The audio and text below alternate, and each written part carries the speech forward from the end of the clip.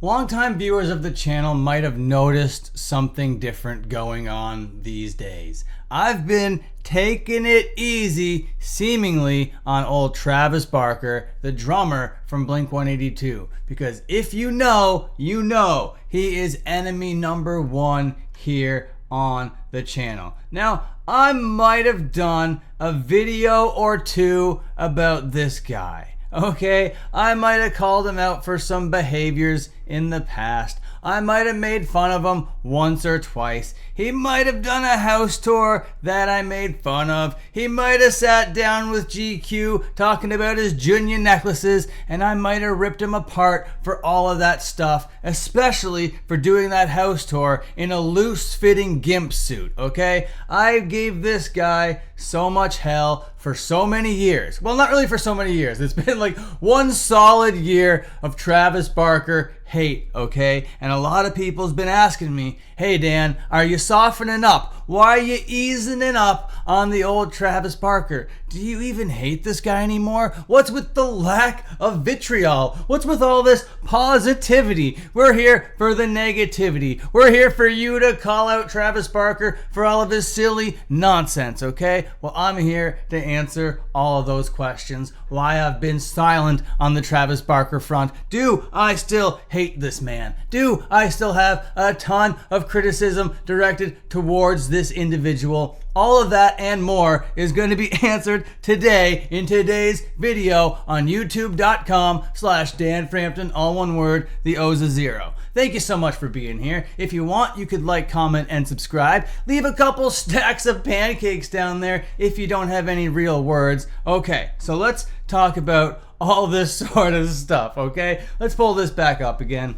And let's go back 8 months ago, 7 months ago. You know what I mean? He's out here talking about liquid death. I'm on it right away. He made the cringiest things happen, and I was making fun of him right away. Time after time after time. Everything that he did, I was there. Around every corner, every reality show appearance, every single like pop punk guy that he tried to make famous that failed with, every single time he was out here doing anything over the last year, I was here to poke and make fun of. It was him, MGK, Avril Lavigne, Ronnie Radke, Vin McKenty, you know what I mean? The list kind of went on and on with this list of enemies. And it made it even stronger when Blink-182 announced their comeback, announced their new music, and then took forever to release this new music. And then Travis Barker had the audacity to have an association with the Kardashians, married to Kourtney Kardashian,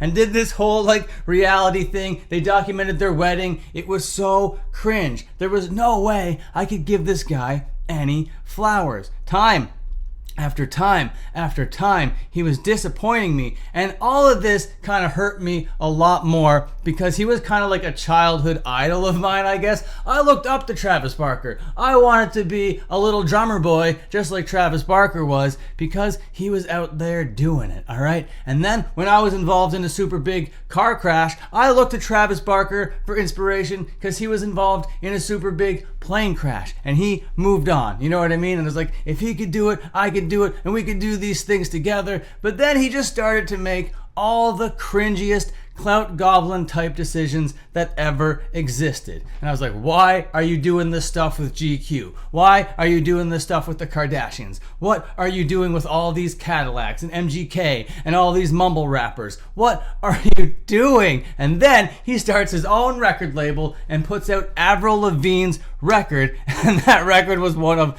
the worst things I have ever heard, okay? So Travis Barker and his credibility and my respect for him has been going down, has been diminishing over the last bunch of years. And then it happened, okay? They finally released that song. They finally released a couple songs, and Travis Barker was made to feel endeared to me, okay? Because that song, One More Time, that Blink-182 put out, kind of hit me right in the feelings, and I was like, oh no, do I hate Travis Barker anymore? Does it make me a bad person to ring this guy over the hot coals? I started to feel a little bit guilty. I started to feel a whole bunch of empathy towards this guy. So then, just to validate my own feelings, okay, I had to go on to his Instagram.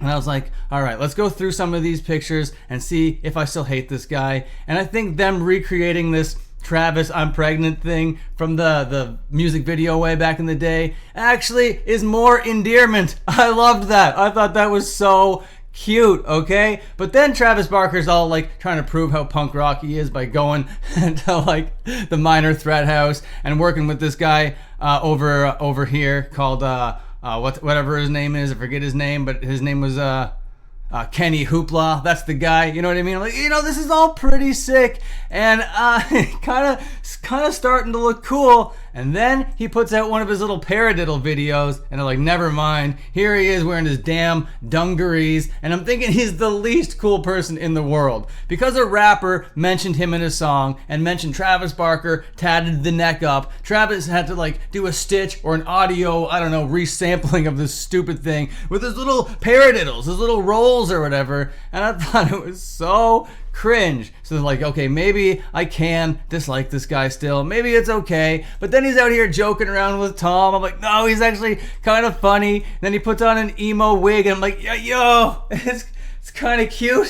He's actually kind of self-aware, and I'm actually kind of digging the Travis Barker vibes. It's almost like the guy's been watching the Dan Frampton videos and learning how to not be so cringe, okay? So he went out on a world tour and it was all great. And ever since this, because this was the last time I was making fun of him during like the water time and during this other thing that he was doing here on the couch with the chainsaw. These were the last times I was making fun of him. And to be fair, he hasn't done anything this cringe since all of that. You know what I mean? There's been kind of a little bit of cringe here and there, like going to the Minor Threat house and doing the Minor Threat thing. I'm like, I'm not really loving that a whole lot. I think that's a little silly. You know what I mean? This would be silly if this wasn't his daughter, but because it's his daughter, I can't really knock him for that. And then he's actually just like out here seemingly just expressing himself, just being Travis Barker. And I can't be mad at that. You know what I mean? And if